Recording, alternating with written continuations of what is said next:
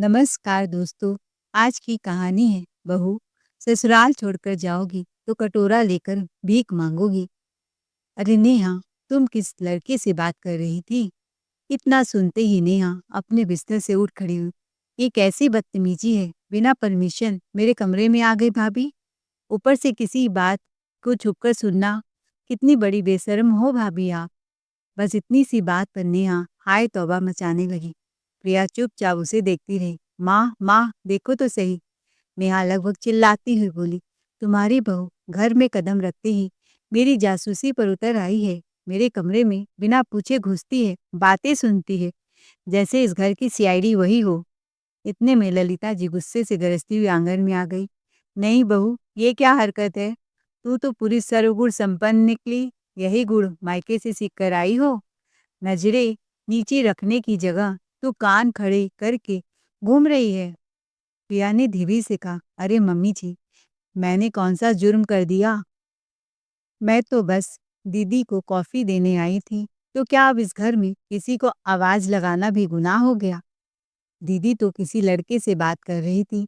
ललिता जी बोली, खबरदार, जो मेरी बेटी पर झूठा इल्जाम लगाया। मुझे अपनी बेटी पर पूरा भरोसा है। वाह भाभी वाह, नेहा बोली। अब चाय के बहाने कमरे कमरे घूमना और कानों से सब सुनना, ये नया तरीका है क्या? प्रिया की शादी को अभी बस 3 महीने ही हुए थे। वह स्वभाव से बहुत सीधी सादी, कम बोलने वाली और हर बात दिल में रखने वाली लड़की थी। ससुराल में किसी से ऊंची आवाज में बात करना तो दूर, वह तो नजरें झुकाकर सबकी बात मान लेना ही अपना फर्ज समझती थी। उसका पति सूरज भी कुछ ऐसा ही था, कम बोलने वाला, शांत स्वभाव का। ना वो घर के मामलों में दखल देता, न किसी बात पर खुलकर राय रखता। प्रिया की माँ ने भी उसे समझाया था, बेटी, शुरू शुरू में ससुराल में सबको एडजस्ट करना पड़ता है। ज्यादा बोलोगी तो बात बिगड़ जाएगी। माँ की सीख सिर पर रखकर प्रिया सच में ज्यादा बोलती नहीं थी। हर ताना, हर कटाक्ष सब सुन लेती थी। लेकिन उसकी जेठानी माला, ननद और सास जैसे हर पल इसी ताक में रहते थे कि कब कोई मौका मिले और प्रिया को कुछ सुना दिया जाए। कभी काम कर कम करने का इल्जाम, तो कभी बिना वजह ताना। आजकल की लड़कियां मायके में तो रानियां होती हैं, ससुराल आती हाथ दुखने लगते हैं। प्रिया बस सुनती रहती, आंखें भर आती पर जुबान सीली रहती। कमरे में आकर वह फूट फूट कर रोती और सूरज से कहती, मुझसे अब और नहीं सहा जाता। लेकिन सूरज, वह अपनी माँ के खिलाफ एक शब्द भी बोल नहीं पाता था। प्रिया समझ चुकी थी, इस घर में वह अकेली है। ललिता जी को घर के अंदर क्या चल रहा है, कौन घुट रहा है, कौन टूट रहा है, इन सब से उन्हें कोई सरोकार नहीं था। वह तो अपने क्लब, किटी पार्टी और सहेलियों की महफिलों में ही व्यस्त रहती थी। उनके साथ साथ बड़ी बहू भी अब पूरी तरह निश्चिंत हो चुकी थी। 6 साल तक घर की चक्की पीसने के बाद अब उसे काम से आज़ादी मिल चुकी थी। ललिता जी ने साफ शब्दों में फरमान सुना दिया, पिछले 6 सालों से घर का काम बहुत कर चुकी है बड़ी बहू। अब तू आई है ना प्रिया, तो घर की जिम्मेदारी अब तेरे कंधों पर है। प्रिया पर एक साथ पूरे घर के कामों का बोझ डाल दिया गया। ससुराल में कदम रखते ही उसे घुटन सी महसूस होने लगी। क्या क्या सपने सजोकर आई थी, और अगर ललिता जी की चाय या नाश्ता में 1 मिनट भी देर से पहुंच जाती तो तानों की ऐसी बौछार होती कि प्रिया सहम कर रह जाती। उनका रौब इतना हावी रहता कि डर के मारे प्रिया की जुबान ही जकड़ जाती। एक दिन सूरज ने हिम्मत करके डरते डरते कहा, भी माँ, उसे थोड़ा प्यार से बोल लिया करो, वो भी इंसान है। अरे इतनी जल्दी तू जोरू का गुलाम बन गया? अभी शादी को 2-3 महीने ही तो हुए हैं। ननद नेहा तो उधर की बात इधर पहुंचाने में ही लगी रहती। वो बड़ी भाभी के साथ मिलकर अपनी जगह मजबूत बनाए रखती थी, क्योंकि पिताजी के जाने के बाद अब बड़े भाई ही घर के सर्वे सर्वा बन चुके थे। इस घर में रिश्ते नहीं, सत्ता चलती थी। कुछ दिन बाद सुबह सुबह सब लोग नाश्ते के इंतजार में बैठे थे। प्रिया अभी अभी नींद से उठी ही थी कि उसका शरीर भारी लगने लगा। अचानक जी मचल उठा और वह भागकर बाथरूम में चली गई। लगातार उल्टियां हो रही थी। कमजोरी से हाथ पांव कांप रहे थे। उधर बाहर ललिता जी, नेहा और माला की आवाजें जहर बनकर हवा में तैरने लगी। कहाँ मर गई महारानी? नाश्ता मिलेगा अभी या ऐसे ही भूखे बैठे रहेंगे? ललिता जी झल्लाकर बोली, आज क्लब जाना है, देर हो रही है। नेहा भी ताना कसने लगी, माँ मुझे अपने कॉलेज के दोस्त से मिलना है, इम्पोर्टेंट नोट्स लेने हैं। अगर वो चला गया तो? थोड़ी देर में प्रिया आई, बस इतना देखना था कि सब उस पर टूट पड़े। इतनी देर कर दी, और ये क्या बनाया है, पोहा? तुमसे बोला था ना मुझे ब्रेड ऑमलेट चाहिए। नेहा ने नाक सिकुड़ते हुए कहा, और मुझे तो जूस पीना होता है। भाभी मैं ऐसा कुछ नहीं खाती। यह सब आपके मायके में चलता होगा। जेठानी भी थाली देखकर मुंह बनाने लगी, माँ जी मैंने 6 साल इस घर की सेवा की है, कभी ऐसा नाश्ता नहीं बनाया। ये देखो आते ही न जाने क्या क्या बनाकर रख देती हैं। एक ही नाश्ता सबके लिए? इस घर में तो सबका अलग अलग नाश्ता बनता है। ललिता जी ने गुस्से में पोहा उठाकर प्रिया के मुंह पर दे मारा। तुम ही खाओ ये बेकार सा नाश्ता। रिया का दिल कांप उठा, उसके ओठ खुले। वह कुछ कहना चाहती थी कि वह प्रेग्नेंट है, यही उसकी तबीयत खराब होने की वजह है। वह कोई बहाना नहीं बना रही थी, लेकिन कोई सुनने को तैयार ही नहीं था।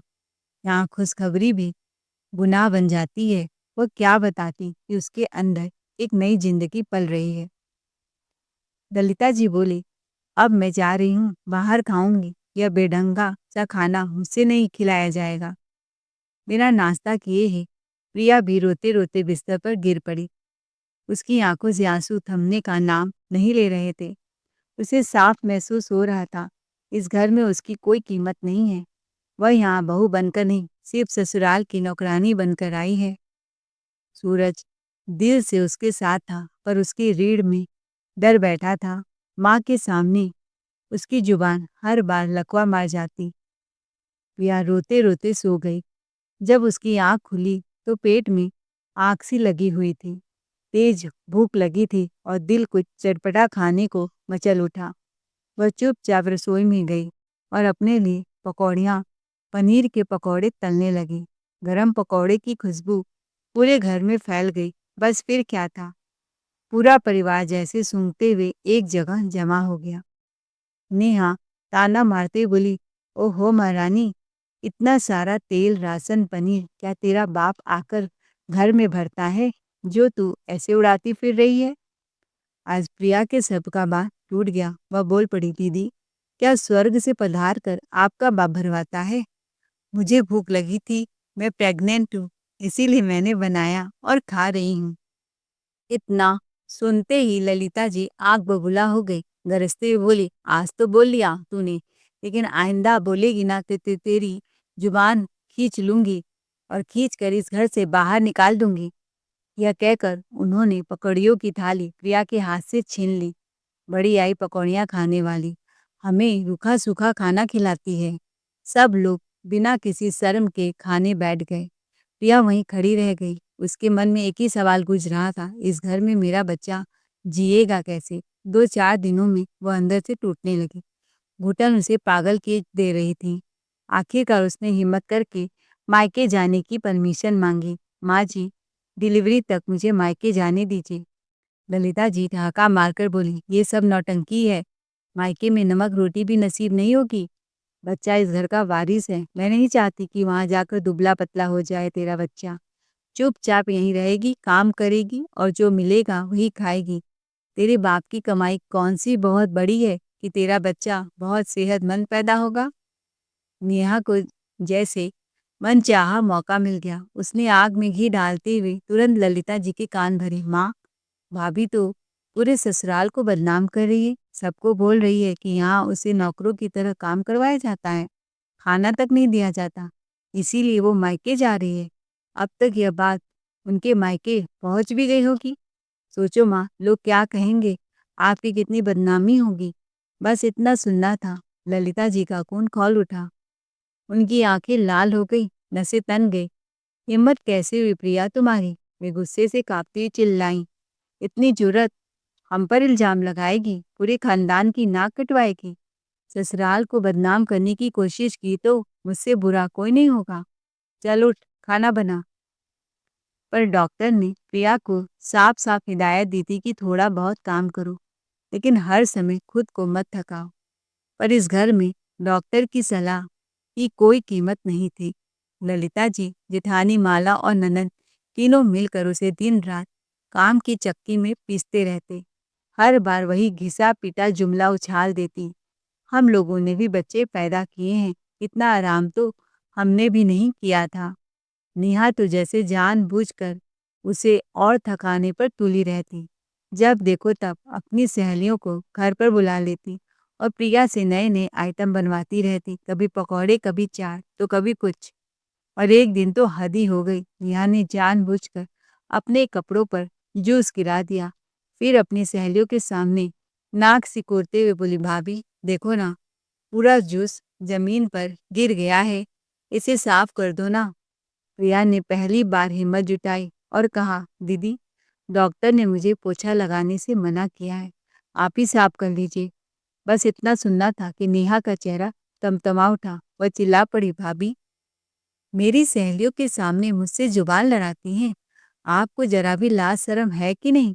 तुरंत साफ करो, नहीं तो मैं माँ को बुलाती हूँ। मैं इस घर की नौकर नहीं हूँ।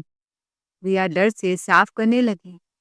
7-8 महीने तक प्रिया का ससुराल में रहना उसके लिए नरक से कम नहीं रहा। एक दिन भी चैन की सांस नहीं मिली।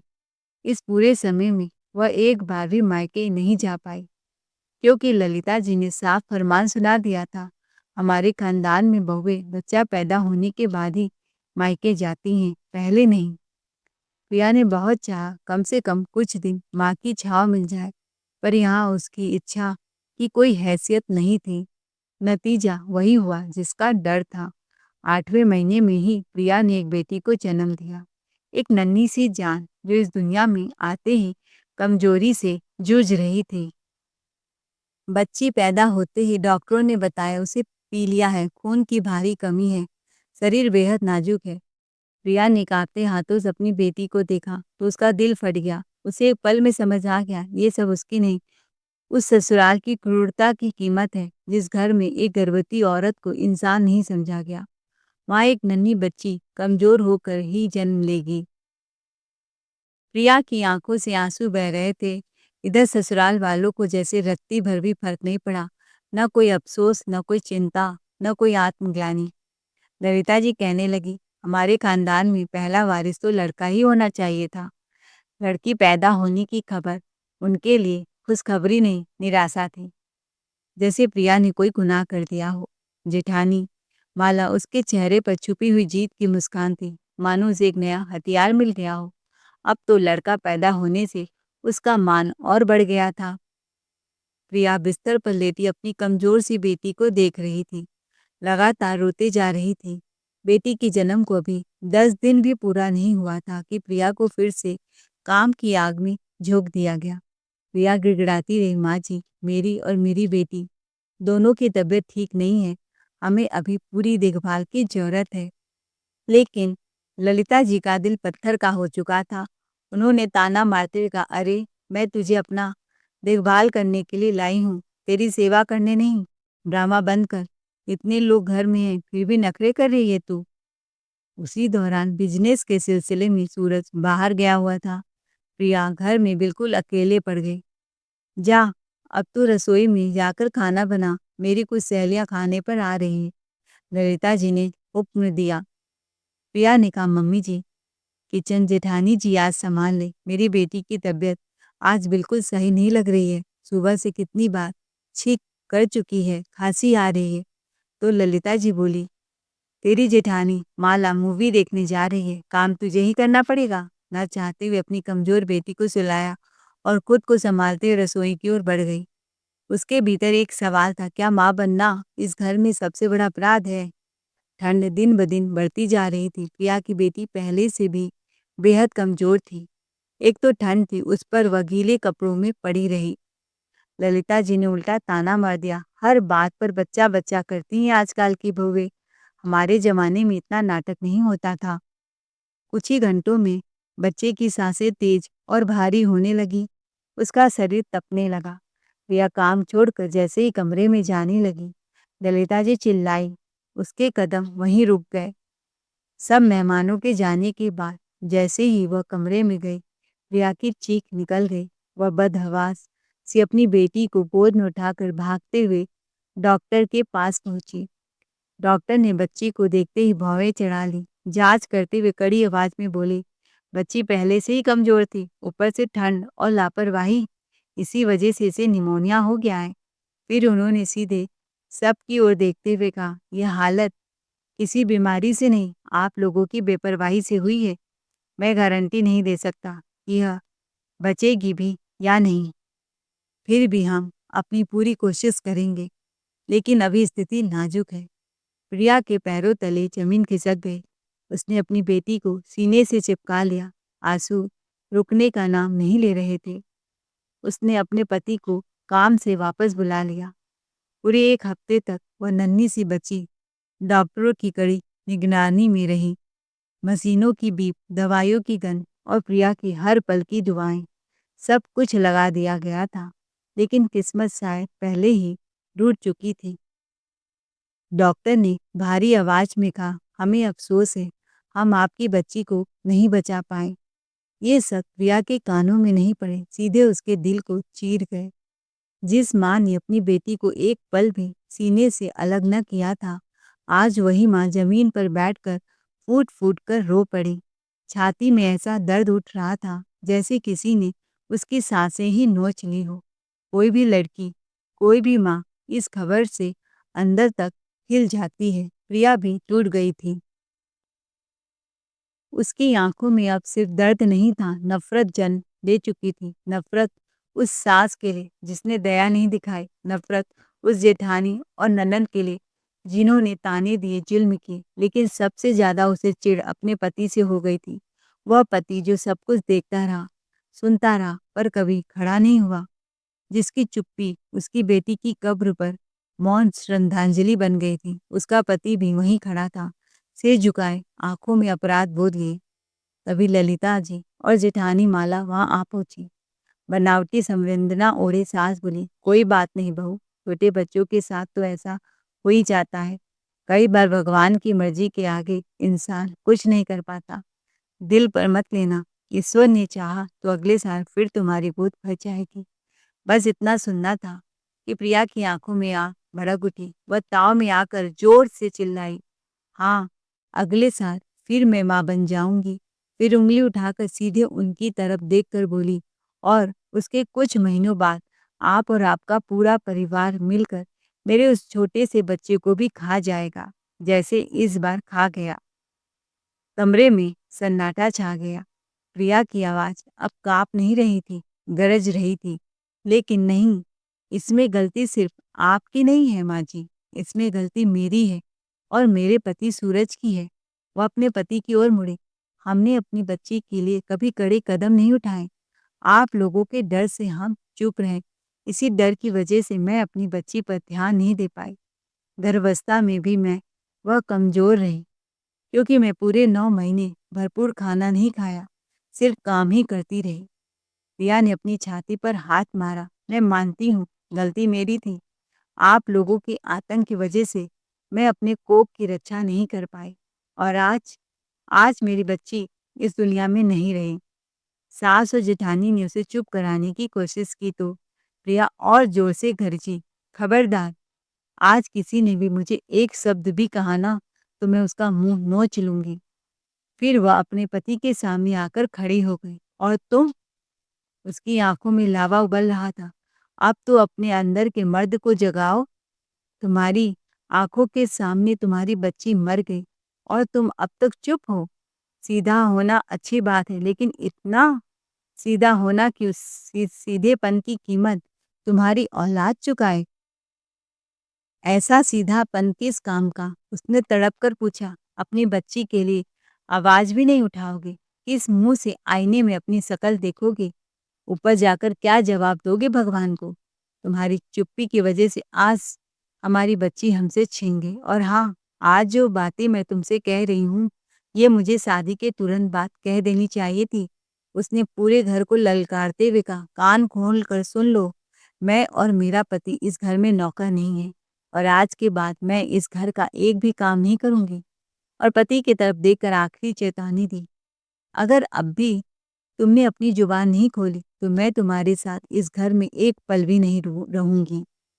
अपनी बच्ची को मैं पहले ही खो चुकी हूँ और मुझे अच्छे से पता है, अगर यही सब चलता रहा तो मेरे सारे बच्चे एक-एक करके मरते रहेंगे, क्योंकि इस घर में इंसान ही नहीं रहते, जानवर रहते हैं।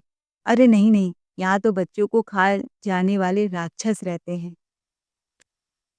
प्रिया बदहवास सी बोलती जा रही थी। आज किसी की हिम्मत नहीं थी उसे रोकने की या चुप कराने की। उसने अपने पति को भी जी भरकर लताड़ा और आज पहली बार उसके पति को भी ये सच समझ आ गया था कि प्रिया कुछ भी गलत नहीं कह रही थी। अपने सीधेपन की कीमत उसने अपनी बेटी को खोकर चुकाई थी। इसी तरह उसने प्रिया को दवा दी और सुला दिया। फिर चुपचाप कमरे से बाहर निकल आया। ससुराल वालों ने सुकून की सांस ली। उन्हें लगा प्रिया अब सो चुकी है, तो ललिता जी अपने बेटे को घसीटते हुए बाहर ले आए और चिल्लाने लगी, तुम्हारी पत्नी की इतनी हिम्मत कैसे हुई कि हमें इस तरह बातें करे।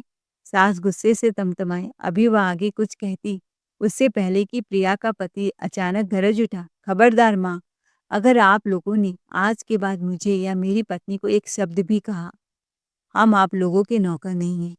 आप लोगों ने मेरे बच्चे को मार डाला है। प्रिया कुछ भी गलत नहीं बोल रही है। सिर्फ और सिर्फ आप लोगों की वजह से आज मेरी बच्ची इस दुनिया में नहीं है। उसकी आंखें लाल थी। मैं आप लोगों को कभी माफ नहीं कर पाऊंगा। आज से मेरे और आपके बीच सारे रिश्ते खत्म। मैं अपनी पत्नी को लेकर इसी वक्त इस घर से जा रहा हूँ। उसने घर की दीवारों की ओर देखकर कहा, अपना घर, अपनी संपत्ति, अपनी धन दौलत सब अपने पास रखो माँ। ललिता जी और नेहा उसे समझाने में लग गए। औरत की बातों में आकर इतना बड़ा फैसला नहीं लेते। जेठ भी बोला, ये सब तो जिंदगी में होता रहता है। ईश्वर की मर्जी के आगे किसकी चलती है। भगवान चाहेंगे तो अगले साल फिर तुम्हारी गोद भर जाएगी। सूरज अपने भैया की आंखों में देखकर बोला, आपके साथ ये सब नहीं हुआ है ना, इसीलिए आप ऐसा बोल पा रहे हैं। आपके तो 3 बच्चे सही सलामत हैं, तो आप उस दर्द का अंदाजा कैसे लगा सकते हैं भैया, जिससे मैं और प्रिया गुजर रहे हैं। उसकी आवाज भर्रा गई। अपनी संतान को अपनी आंखों के सामने खो देने का दर्द, इस दुख का एहसास सिर्फ मुझे और प्रिया को है। जेठ ने फिर टोका, इतना भावुक मत हो, खुद को संभाल। लेकिन जेठानी माला तो चाहती थी कि वह घर से बाहर निकल जाए और सारी प्रॉपर्टी ही कि अकेले वह मालकिन बन जाएगी और उसके बच्चे राज करेंगे राज। माँ, मुझे ये मानने में कोई शर्म नहीं है, ये मेरी कमजोरी थी कि मैं अपने बच्चे के लिए कुछ नहीं कर पाया और इसी कमजोरी की सजा मैं अब और नहीं भुगतूंगा। मैं अपनी पत्नी को लेकर इस घर से जा रहा हूँ। फिर उसने 2 टूक कहा, अपनी दौलत अपने पास रखिए। जिस दौलत ने मेरी बच्ची तक मुझसे छीन ली, उसका मैं क्या करूँगा। इस पर सास ललिता जी ने जहर उगलते हुए कहा, बहुत जोश चढ़ा है ना तुझे। क्या लगता है बाहर जाकर आराम की जिंदगी जी लेगा, भीख मांगेगा तू भीख। सूरज ने प्रिया को सहारा दिया और कहा, चलो अभी इसी वक्त इस नरक से चलते हैं। प्रिया को कुछ समझ नहीं आ रहा था, लेकिन पहली बार उसे ऐसा लगा कि उसका पति उसके और उसकी बच्ची के लिए आज पहली बार खड़ा हुआ है। इसीलिए वह बिना सवाल किए उसके साथ अपने कपड़े पैक करके चल पड़ी। जाते जाते सास ने फिर ताना मारा, देख लेना, हाथ में कटोरा लेकर वापस नहीं आए तो मेरा नाम नहीं। इस पर प्रिया ने भी पीछे मुड़कर कहा, और देख लेना, अगर आपके घमंड को अपने पैरों तले रौंदा नहीं तो मेरा भी नाम प्रिया नहीं। प्रिया और उसका पति घर से निकल तो गए थे, रास्ते में बैठे बैठे रो रहे थे, कहाँ जाए। प्रिया ने कहा, घबराओ मत, कुछ पैसे शादी के समय मेरी माँ ने मेरे हाथ में रखे थे, साथ में उसने अपने गहने भी उतार कर दिया। इन्हें बेचकर किराए का एक छोटा सा मकान ले लेते हैं, कम से कम सिर पर छत तो रहेगी। उसी सहारे प्रिया और उसका पति किराए के मकान में शिफ्ट हो गए। जरूरत के थोड़े सामान भी लिए। छोटा सा घर था। खाने की बड़ी तकलीफ होती थी क्योंकि सूरज ने अभी तक कोई काम धंधा भी नहीं शुरू किया था। प्रिया की तबीयत भी अभी नाजुक चल रही थी। वैसे भी कभी बिस्किट खाती या कभी सूखी रोटी। करीब 1 हफ्ते बाद प्रिया के मायके से उसके माता-पिता आए। माँ की आंखों में गुस्सा भी था और बेपनाह दर्द भी। माँ भराई आवाज में बोली, बेटी, तुमने तो हमें एकदम पराया कर दिया। माना कि हम नमक रोटी खाते हैं, लेकिन इतने निर्दयी नहीं हैं कि अपनी बेटी को तिल-तिल मरते हुए छोड़ दें। तेरे ससुराल में हम गए थे, तब हमें सब कुछ पता चला। इतनी बड़ी पीड़ा तुमने हमसे छुपा ली। यह कहते-कहते माँ ने उसके हाथ में मिठाई और फल रख दिए। फिर थैले से कुछ पैसे निकाल कर बोली, बेटी, मना मत करना, ये मेरे अपने पैसे हैं, इन्हें रख ले। और ये कुछ गहने भी रख लो, जो जरूरत हो उसी में लगाना। उन्होंने प्यार से दामाद की ओर देखकर कहा, जब हमारे दामाद अपने पैरों पर मजबूती से खड़े हो जाएं, तब लौटा देना। हमें कोई जल्दी नहीं है। उस दिन के बाद प्रिया की माँ अक्सर उससे मिलने आने लगी। कभी गर्म खाना, कभी फल, कभी सिर्फ ममता भरी बूंद लेकर। धीरे-धीरे प्रिया की तबीयत ठीक होने लगी। जो लड़की कभी हर बात पर सहम जाती थी, अब भीतर से मजबूत होने लगी थी। उधर सूरज ने उन्हीं पैसों से टेक्सटाइल का छोटा-सा बिज़नेस फिर से शुरू कर दिया। मार्केट में उसकी पहले से पहचान थी, काम का भरोसा था। इसी भरोसे की वजह से उसे कंपनियों से कॉन्ट्रैक्ट मिलने लगे। लोग उसके काम पर भरोसा करते थे। दिन-ब-दिन काम बढ़ता गया, मुनाफा बढ़ता गया और हौसला भी। और देखते-देखते सिर्फ 1 साल के भीतर सूरज ने वह मुकाम हासिल कर लिया, जिसे पाने में लोग बरसों लग जाते हैं। उधर घरवाले इसी गुमान में थे कि उन्होंने अब तक कुछ खास नहीं किया होगा। ज़रूर कोई छोटी-मोटी नौकरी करके जैसे-तैसे अपना गुज़ारा चला रहे होंगे और आज नहीं तो कल लौट कर वापस आ ही जाएँगे। देखते ही देखते 2 साल कब बीत गए, किसी को एहसास तक नहीं हुआ। प्रिया ने भी काम करना शुरू कर दिया था। उसने अपने हुनर पर भरोसा किया और एक छोटा-सा बुटीक शुरू कर दिया। भगवान की कृपा से उसकी मेहनत रंग लाई। काम धीरे-धीरे चल पड़ा, ग्राहक बढ़ने लगे और फिर एक दिन पैसों की तंगी सिर्फ बीते कल की बात बन गई। कुछ ही समय में उन्होंने अपना खुद का घर खरीद लिया। घर भले ही छोटा था, लेकिन उसमें डर नहीं, ताने नहीं, सिर्फ अपनापन था। और फिर जिंदगी ने उन्हें सबसे खूबसूरत तोहफा दिया। प्रिया की गोद में 2 जुड़वा बच्चे ने जन्म लिया। उस नन्ही सी किलकारी के साथ घर में रौनक लौट आई। अब उनके परिवार में न कोई खालीपन था, न कोई अधूरापन। जो कभी सब कुछ खोकर निकले थे, आज उनके पास सब कुछ था, प्यार, सम्मान और एक पूरा परिवार। कुछ दिन बाद ललिता जी की किटी पार्टी वाली सहेलियां जब उसी बुटीक पर शादी का ऑर्डर देने पहुंची, तो जैसे उनके पैरों तले जमीन खिसक गई। जिस बहू को कभी बेकार, अभागिन और घर की बदनामी कहा गया था, आज वही डिजाइनर बनकर आत्मविश्वास से खड़ी थी। सहेलियां हैरान थीं और हैरानी में उन्हें जरा भी देर नहीं लगी। फोन घुमा दिया गया। ललिता, तू जानती भी है जिस बुटीक में हम बैठी हैं ना, वो किसका है? तेरी वही बहू जिसे तूने घर से निकाल दिया था। फोन हाथ से गिरते-गिरते बचा। अगले ही दिन प्रिया के बुटीक पर जेठानी माला आ धमकी। उसकी शान शौकत देखकर उसकी आंखें चकाचौंध हो गई। आंखों में आंसू, हाथ जोड़े हुए बोली, प्रिया, मुझसे बहुत बड़ी गलती हो गई। तू गई तो लगता है तेरी बच्ची का श्राप लग गया। हमारा बिजनेस सीधे घाटे में चला गया। प्रिया शांत रही। नेहा, जिसे तूने एक दिन रंगे हाथ पकड़ा था, वो सच में चोरी छिपे किसी से मिलती थी। हमने तुझ पर विश्वास नहीं किया और आज वही पैसे, जेवर, दौलत लेकर भाग गई उस लड़की के साथ। वो रुक कर बोली, और माँ जी सदमे में चली गई है, बिस्तर पकड़ लिया है, उन्हें लकवा मार दिया है। वो तुझे घर बुलाना चाहती हैं। अब तू ही हमारी मदद कर सकती है उनका इलाज कराकर। प्रिया के चेहरे पर न दया आई न गुस्सा। तभी तभी अंदर से प्रिया की माँ आई। हाथ में उनके जुड़वा बच्चे थे और बोली, बेटी, चलो अब बुटीक बंद करने का टाइम हो गया है। हम लोग को आज मूवी देखने जाना है। प्रिया मुस्कुराई और फिर जेठानी की तरफ देखते हुए बोली, आप जा सकती हैं। जिस रिश्ते में इंसानियत नहीं होती, उसमें मजबूरी का कोई हक नहीं। हमने आप लोगों का घर नहीं छोड़ा था, रिश्ता भी वहीं छोड़ आए थे। जेठानी कुछ कहती उससे पहले ही प्रिया ने आखिरी बार किया। जिस दिन मेरी बच्ची मरी थी, उस दिन आप सब जिंदा थे। आज आप लोग सिर्फ पछतावे के सहारे खड़े हैं। अब देर हो चुकी है।